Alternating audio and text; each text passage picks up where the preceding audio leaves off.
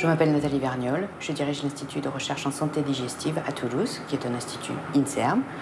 Et notre travail porte sur les maladies inflammatoires chroniques de l'intestin et sur la douleur intestinale. Notre but étant de comprendre les mécanismes de ces maladies afin d'en soulager les maux. Nos recherches, elles portent précisément sur l'épithélium intestinal, qui est cette fine couche de cellules qui est en contact avec le milieu extérieur, donc qui tapisse la lumière de l'intestin.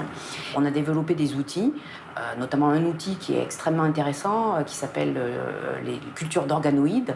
Ce sont des mini-intestins à partir de cellules souches isolées de tissus de patients. On est capable de recréer, donc in vitro, un mini-intestin en 3 dimensions. Alors tout a commencé relativement tôt avec un vrai intérêt pour la biologie au sens large. Alors des études classiques de biologie à l'université de Toulouse et puis après un grand départ à l'étranger au Canada. Et puis au bout de 10 ans, c'est vrai que l'envie de revenir, de rentrer en France, je me sentais un petit peu redevable envers la recherche française. Et puis l'INSERM m'a offert cette possibilité.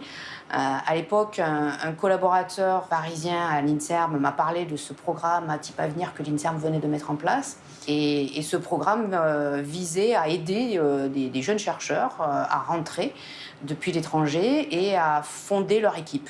Donc pour moi, c'était vraiment le programme absolument parfait. Et on en est arrivé tout naturellement avec l'envie et l'idée de créer un institut qui soit spécifiquement dédié à la santé digestive. Et là encore, l'INSERM nous a suivis et nous a permis de créer une unité de recherche dédiée dans ce domaine.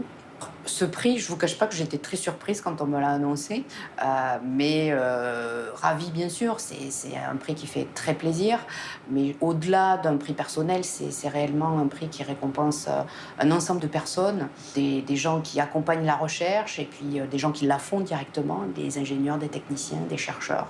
Donc c'est le prix d'une équipe.